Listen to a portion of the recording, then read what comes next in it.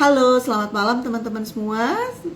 Sampai kita di episode yang ke-46 dan malam hari ini saya mengambil judul People Strategy Gagal Terus, ini rahasia yang terlewat, yang kita tidak lakukan sehingga people strategy yang kita create itu dalam proses implementasinya mengalami kegagalan. Baik, kita bahas seperti biasa, saya selalu dari alur, fenomena, kemudian hasil riset, kemudian akar masalah dan solusi. Kita bahas dulu dengan fenomena. Saat ini di banyak sekali organisasi, sering sekali ketika dilakukan atau ketika HR sudah menyusun yang namanya people strategy, kemudian diumumkan oleh business leader melalui town hall meeting gitu ya, atau melalui email gitu ya, campaignnya melalui seperti itu, atau sekali dua kali pertemuan dengan para manajer, dengan para karyawan untuk menyampaikan ini ada people strategy yang akan dieksekusi nih di organisasi. Contoh people strategy bisa juga terkait dengan misalnya ada penerapan performance management yang baru. Misalnya dulu pakai KPI, kemudian kita pakai OKR. Atau kita memutuskan bahwa ada budaya coaching nih gitu ya.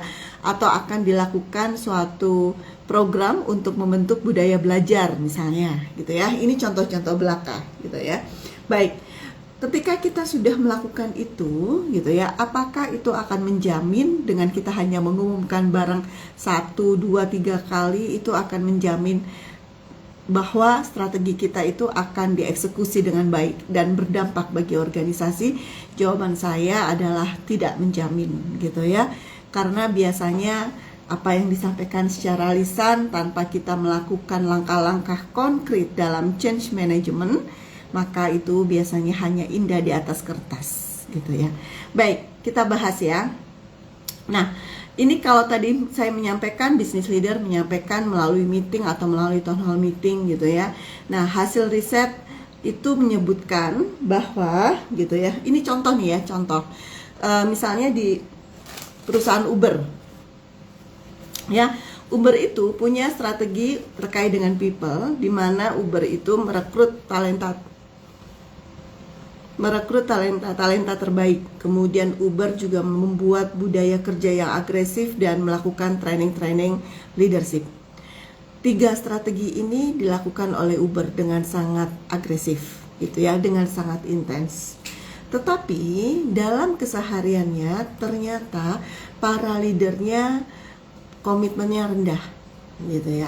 Kemudian tidak ada sistem yang memastikan bahwa leader itu bisa kan tadi ada training leadership ya gitu ya, tapi sistemnya tidak ada, tidak di-create sehingga hasil dari training itu tidak bisa diimplementasikan dalam keseharian.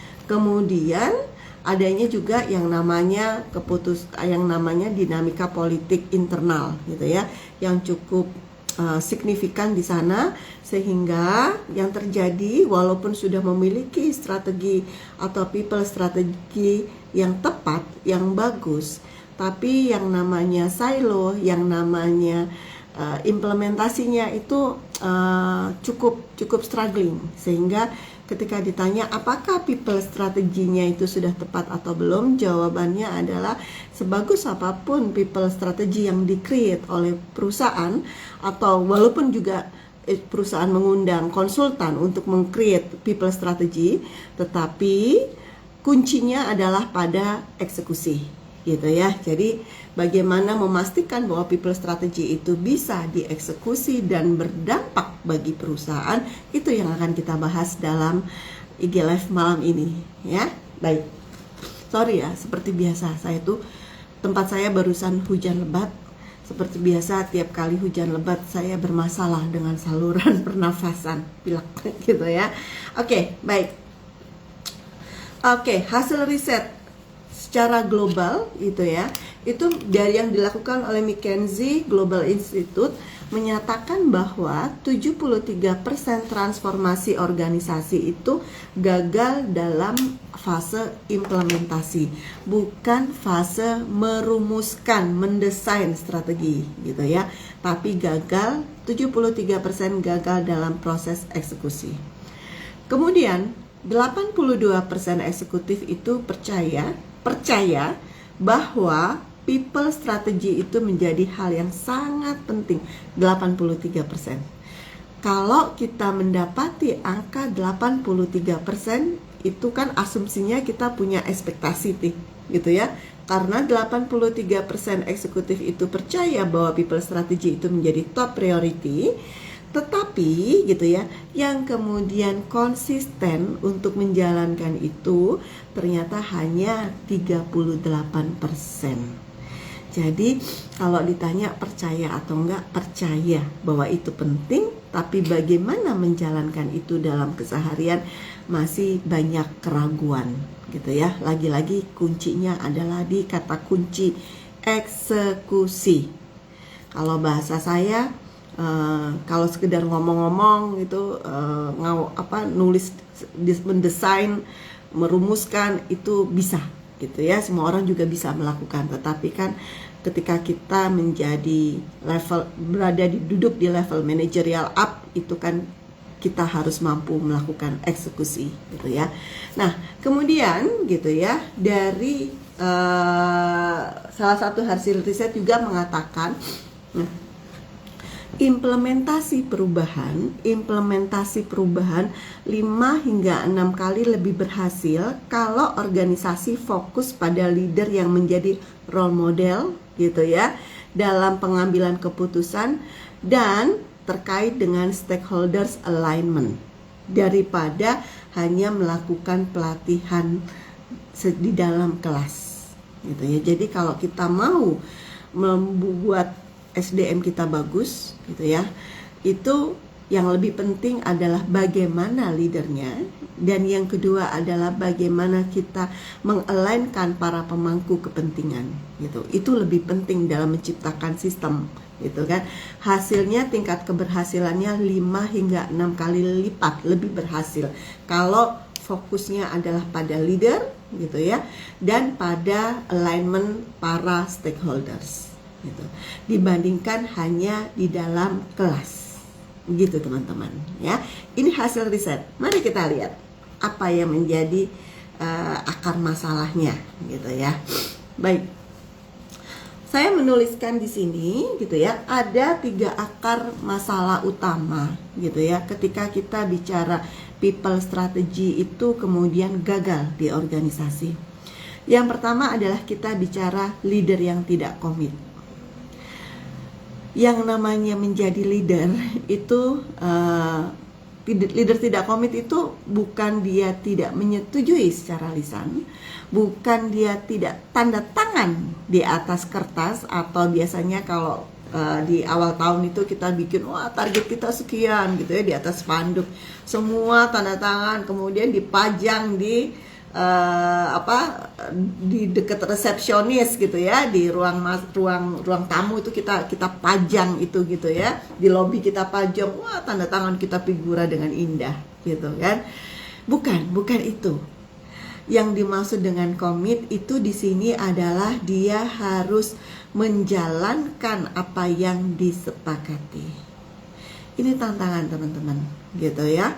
Ketika kita bicara bahwa gitu ya, para stakeholders itu gimana, termasuk leader, gimana leader itu supaya mau dia komit, itu balik lagi seperti episode saya sebelumnya, itu kuncinya adalah di top leader gitu ya. Udah top leader pegang gitu kan.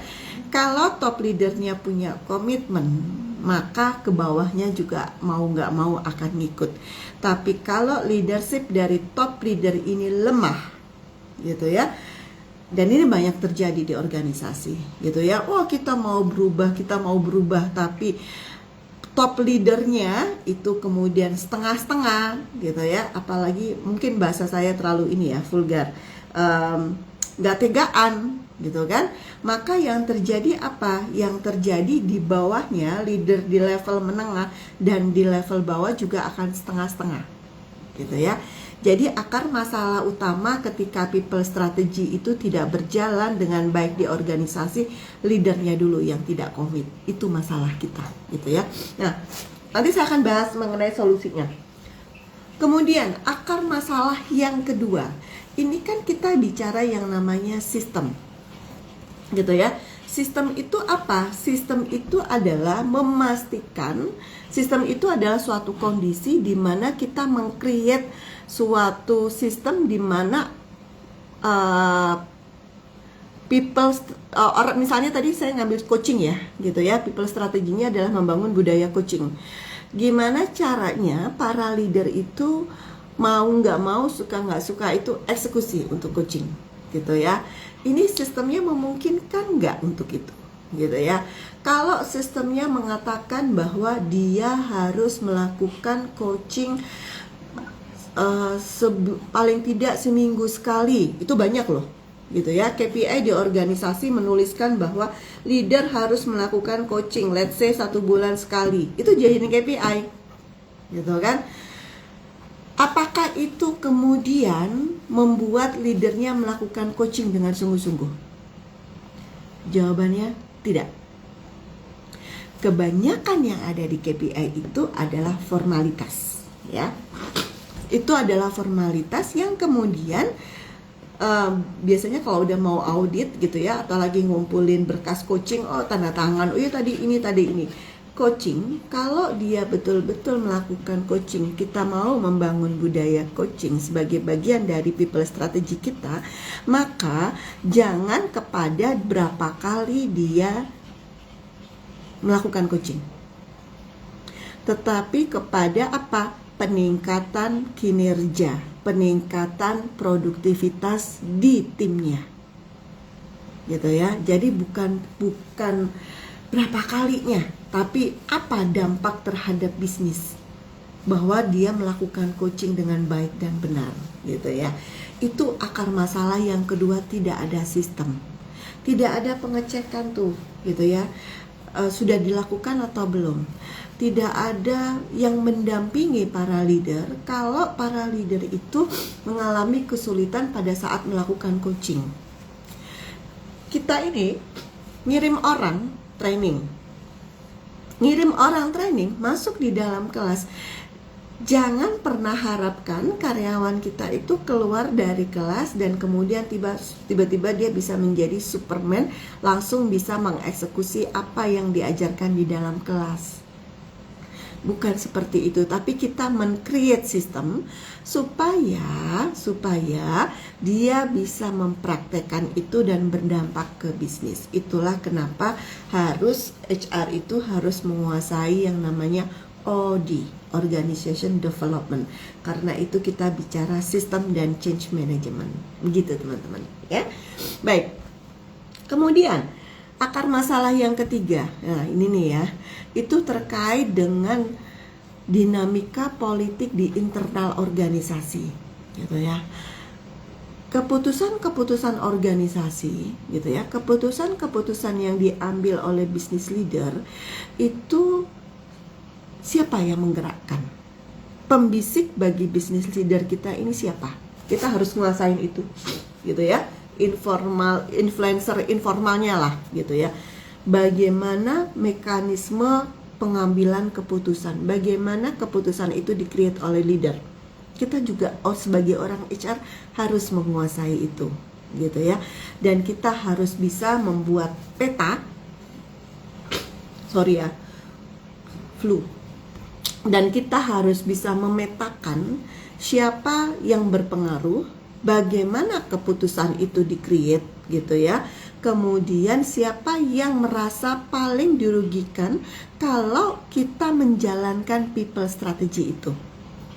Karena di dalam organisasi, mereka yang paling dirugikan itu biasanya resistensinya paling tinggi, gitu ya. Jadi akar masalahnya itu adalah 3 tadi, yaitu leadernya tidak komit, gitu ya, leadershipnya, kemudian tidak ada sistem yang mendukung, sistem OD-nya tidak jalan, gitu.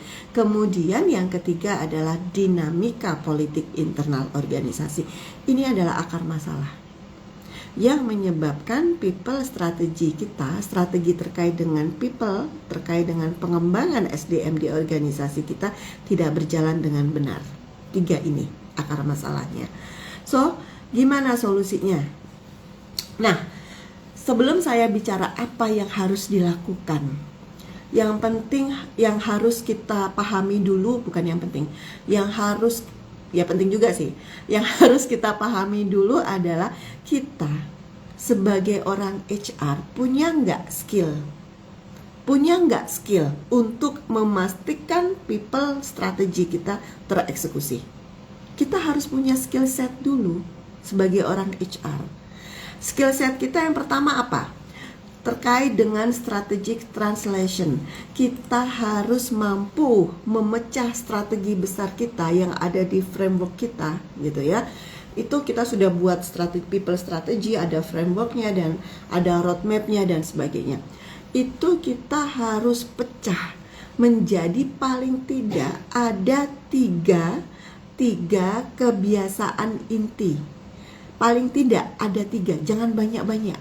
Gitu ya, kalau mau melakukan mengeksekusi itu paling tidak ada 3 kebiasaan inti yang harus dilakukan oleh semua elemen di organisasi, dan itu kita harus cek secara rutin, gitu ya, secara rutin. Sehingga dengan kata lain, dari strategic inisiatif itu kita bisa cascading, turunkan apa sih yang harus dilakukan oleh semua elemen itu.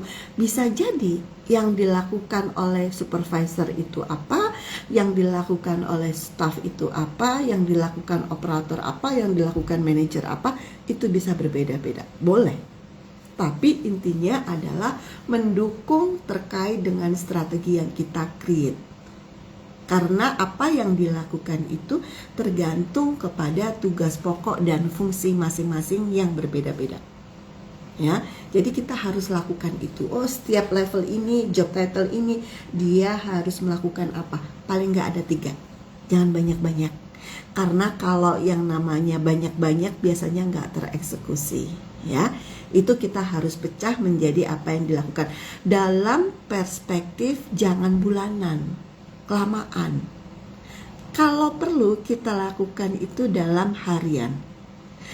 HR itu harusnya menjadi internal consultant. HR itu adalah internal consultant. Artinya apa? Ketika para user, para karyawan itu mengalami kesulitan dalam mempraktekkan ini, gitu ya, apa yang harus dilakukan itu, dia terbentur, gitu ya, dia mengalami hambatan, mengalami apa, itu kita yang harus paling tahu dulu. Gitu ya, kita yang harus paling tahu dulu. Otomatis kita sebagai orang HR itu harus jemput bola. Ini gimana ya Bapak Ibu, masalahnya apa ya? Ketika eksekusi, di mana kendalanya? Jadi kita bukan hanya desainer dari people strategy, tapi kita menjadi internal consultant, kita menjadi partner bagi karyawan di semua level. Itu kita lakukan, ya, sehingga mereka tidak ragu ketika mereka harus memunculkan kebiasaan baru, gitu ya, karena kita ada di samping mereka. Kemudian kita juga dituntut dengan apa? Dengan memimpin dengan kita mempengaruhi para key person di organisasi kita, para leader. Teman-teman, saya di banyak episode selalu mengatakan, kalau kita mau program kita berjalan, sebetulnya kalau sekedar pengumuman, kemudian kirim email, gitu ya, rencana campaign, itu semua adalah hal yang konkret yang dilakukan. Tapi sebelum itu, sebetulnya kita harus mengkondisikan organisasi kita. Mengkondisikan organisasi kita bukan dengan mengirimkan dokumen-dokumen atau memberikan pengumuman resmi. Itu gampang, itu nanti. Tapi sebelum itu dilakukan, maka kita mengumpulkan para leader. Kalau perlu kita itu approach one by one. Satu persatu kita datangi. Saya dulu itu kalau udah punya program, waktu saya itu habis untuk mendatangi orang per orang. Sehingga baca email itu habis maghrib, saya baru sempat baca email. Saya approach saya buy in, kira-kira oke nggak program gua? Kira-kira solving your problem nggak? Nanti kira-kira kalau kamu eksekusi ini, masalah kamu apa ya? Kamu butuh support apa ya kalau ini tereksekusi? Ini menjawab masalahmu, ya. Kalau enggak, oke, dimodif-modif dikit. Kita approach one by one, kita datang, kita ketok pintu, gitu ya. Maka itu kita lakukan kepada leader. Jadi bukan hanya pengumuman, ini kita mau melakukan ini nih HR bla bla bla bla gitu ya di dalam meeting. Semua harus eksekusi ya. Semangat. Bukan itu. Itu bisa. Tapi sebelumnya kita sudah campaign informal. Itu penting. Itu change management sebetulnya. Ya, kita melakukan campaign. Kemudian yang ketiga, kita juga harus punya kemampuan terkait dengan apa? Membaca atau memetakan medan. Ya, medan kalau ibaratnya ada medan pertempuran lah gitu ya. Kita itu harus paham bagian logistik itu di mana gitu ya. Di mana itu pasukannya apa saja gitu ya. Siapa jenderal-jenderal kecil, siapa informal influencer yang ada di organisasi kita gitu ya. Kira-kira nanti proses pengambilan keputusan di organisasi kita itu biasanya apakah cepat dilakukan oleh leader kita atau berbelit-belit, atau leader kita ragu tapi kalau sudah dibisiki oleh si A misalnya oke, cepat gitu ya. Jadi kita memetakan itu semua. Kita mengidentifikasi potensi obstacles. Itu kita harus punya kemampuan untuk itu. Itu nggak ada di buku manajemen, nggak ada. Gitu ya. Itu lahir dari yang namanya pengalaman. Ya, kalau kita miskin pengalaman di eksekusi, maka mungkin yang kita sampaikan itu yang ideal-ideal. Oh, harusnya lewat ini, ini dengan pengumuman resmi bla bla, itu kan ideal. Dan itu kita lakukan juga, tapi mengkondisikan, memetakan medan itu yang lebih penting dulu, mengkondisikan itu. Ya, itu kita lakukan. Nah, kemudian oke. 4, sekarang jam berapa sih? 27 ya. Baik. Di sini gitu ya, ada 4 rahasia implementasi yang nggak ada di textbook. Yang pertama, mulai dari peta keputusan dan jangan mulai dari yang namanya daftar tugas. Gitu ya. Kalau kita sebelum kita membuat action plan yang 3 tadi gitu, atau dalam prosesnya gitu ya, untuk semua elemen di organisasi, kita bikin dulu nih gitu ya. Kita petakan siapa yang membuat keputusan. Itu clear. Formal, informal. Formal, informal. Informal itu penting. Di ilmu manajemen itu ada. Informal itu penting. Formal, informal. Siapa yang mengambil keputusan? Bagaimana proses pengambilan keputusan itu di-create? Kemudian, siapa yang opininya paling didengar walaupun jabatannya tidak paling tinggi? Informal leadernya itu siapa? Di beberapa kesempatan saya selalu mengatakan yang namanya informal leader di organisasi gitu ya, di peta perpolitikan kantor gitu ya. Informal leader, influencer ini biasanya jabatannya tidak tinggi-tinggi amat.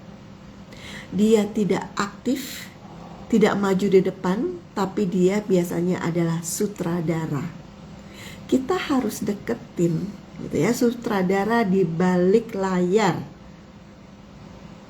supaya people strategy kita jalan. Ya. Jadi kita harus mampu mengelola stakeholders kita. Baik yang formal maupun informal. Nah, kemudian perubahan harus dari pemimpin, dari business leader.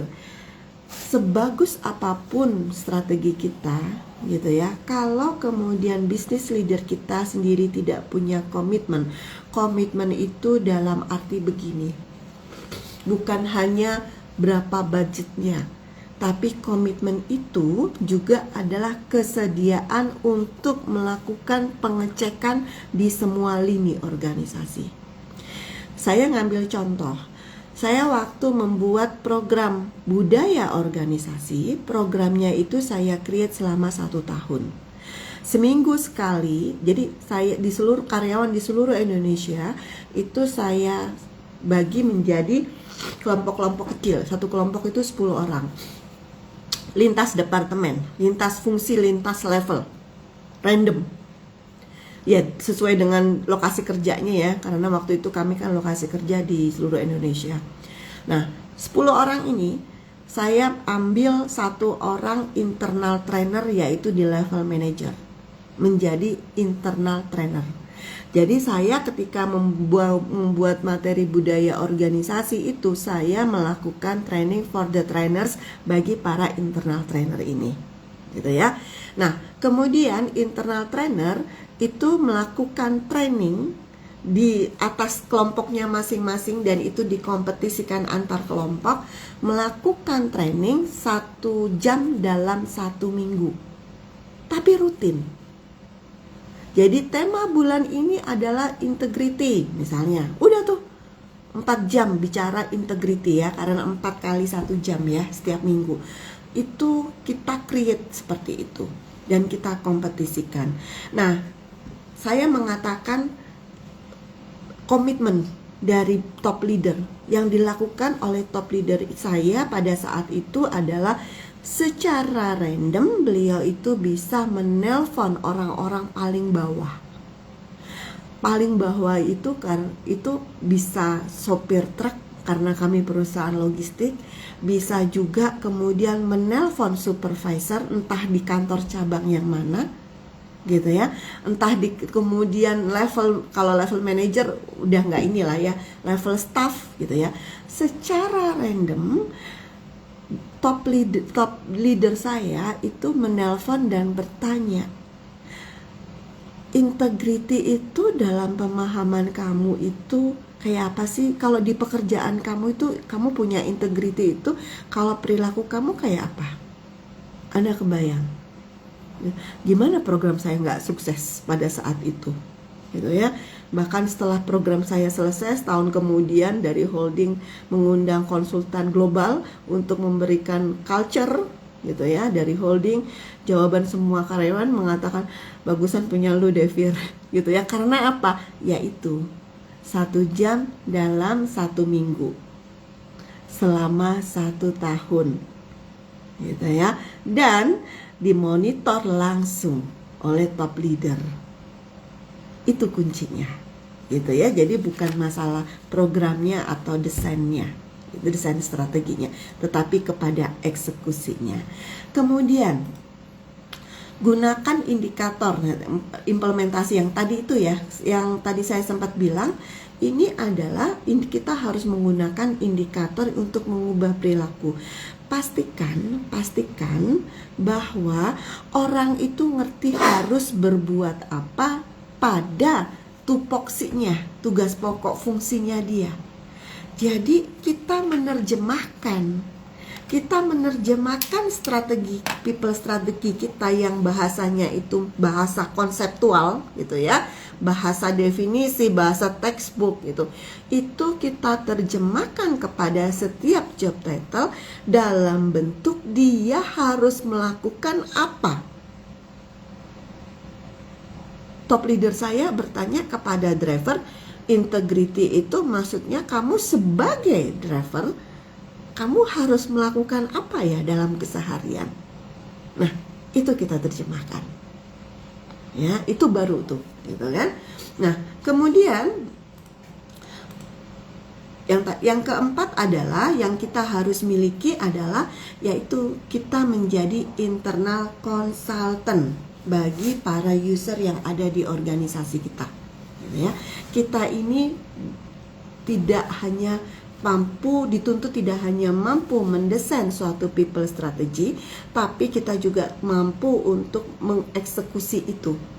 Sehingga mau nggak mau, suka nggak suka, kita sebagai orang yang ngurusi SDM itu kita memang harus memiliki kemampuan interpersonal skills yang bagus untuk mengelola para pemangku kepentingan kita, baik dari atasan, kolega, kemudian dari bawah gitu ya, termasuk para stakeholders dari eksternal organisasi kita. Itu kita pasti penting itu gitu ya, kemampuan untuk itu tuh penting banget. Nah, kita menjadi konsultan, menjadi pendamping, supaya mereka ketika aduh aku tadi salah ya melakukan coachingnya, aduh aku tadi salah ya melakukan trainingnya. Saya selama 1 tahun itu kejadiannya tahun 2005 teman-teman ya. Saya punya program itu saya jalankan tahun 2005. Setiap bulan, belum ada handphone yang WA, itu belum ada ya, waktu itu belum ada WA itu, bahkan BBM mungkin masih awal-awal atau saya lupa tuh 2005. Itu tagihan telepon saya, karena saya menelpon semua orang, banyak orang gitu ya, ke seluruh Indonesia. Tahun 2005 tagihan telepon saya itu minimal 2,5 juta dari extension saya doang, dari meja saya doang, karena saya meletakkan diri saya adalah sebagai pendamping gitu ya, bukan outsider tapi pendamping. Saya tanya gimana tadi eksekusinya head trainer gitu ya, gimana tadi yang pesertanya tadi, gimana enak nggak ngajarnya, kalau menurut kamu nggak enaknya di mana gitu ya. Jadi approach kita, interpersonal skill kita itu penting banget gitu ya, sebagai seorang profesional HR. Baik, saya coba rangkum teman-teman gitu ya.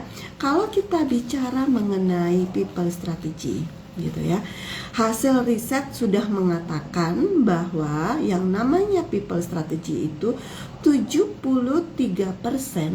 gagal. 73% itu gagal. People strategy gagal bukan karena desain yang jelek, tapi karena gagal dalam implementasi atau eksekusi. 73%. Hasil riset mengatakan juga 82% eksekutif mengatakan bahwa people strategy itu sangat penting, 82%. Tetapi hanya 38% yang konsisten menjalankan people strategy itu. Kemudian implementasi people strategy itu 5-6 kali akan lebih berhasil kalau ada 2 variabel nih gitu ya, yang harus kita kunci nih gitu ya. 5-6 kali itu berhasil kalau apa? 1, top leadernya oke. Yang kedua, terkait dengan yang namanya stakeholders alignment. Ya, bagaimana kita bisa menggerakkan para stakeholders untuk mendukung strategi people kita. Gitu ya, strategi people kita itu hasil riset. So, apa yang kita harus lakukan? Clear akar masalahnya 3. Leadernya nggak komit, nggak ada sistem. Itu kenapa OD itu penting ya teman-teman ya. Tidak ada sistem. Kemudian yang ketiga adalah dinamika politik internal organisasi gitu ya, dinamika politik. So, solusinya apa? Kita sebagai orang HR wajib punya skill. Pertama, strategic translation. Bagaimana kita menerjemahkan strategi kita menjadi apa yang harus dilakukan oleh setiap job title di organisasi kita. Clear? Apa yang harus dia lakukan? Itu yang kita terjemahkan ya. Nggak usah banyak-banyak, 3 saja per job title. Jangan banyak-banyak, oh dia harus melakukan ini. Nanti nggak eksekusi gitu ya. Nggak terimplementasi, 3 aja cukup. Kemudian kita harus, yang tadi itu kita harus mampu untuk apa? Untuk memetakan medan siapa yang menjadi formal leader dan informal. Kalau formal leader clear ya, siapa yang menjadi informal leader, bagaimana keputusan itu di-create gitu ya, supaya kita bisa memetakan potensi obstacles pada saat kita eksekusi. Itu penting sekali.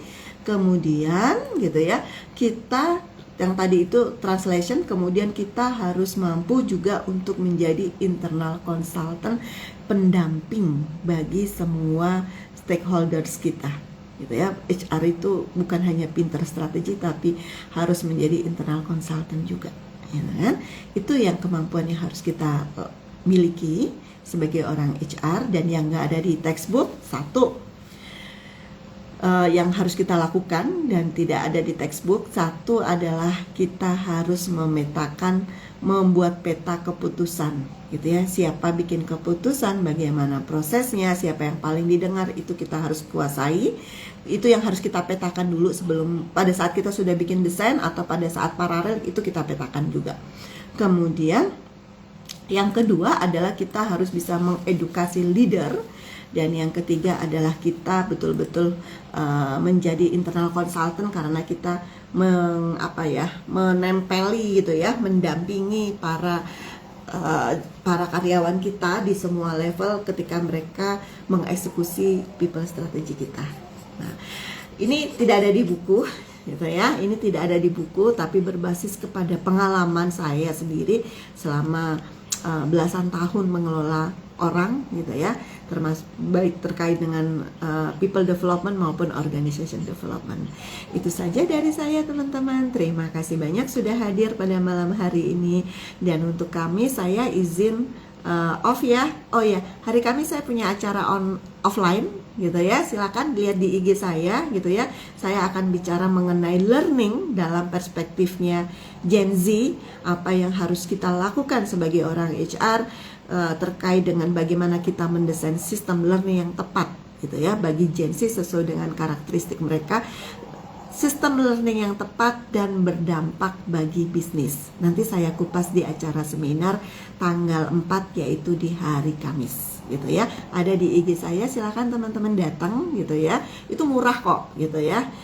Hubungi aja panitianya, saya nggak tahu dijual berapa itu, mungkin 100 kali ya, gitu ya. Itu murah banget, gitu ya. Silakan datang, nanti ada beberapa pembicara termasuk saya, sehingga itu sampai sore. Saya sendiri agak ragu untuk malam masih sempat nggak untuk membuat ini, gitu. Jadi saya lebih baik daripada saya ragu, hari Kamis kita off dulu aja ya, gitu ya. Sampai ketemu lagi di hari Senin minggu depan. Terima kasih banyak, selamat malam, semoga bermanfaat. Terima kasih, dadah. Saya close ya teman-teman, terima kasih.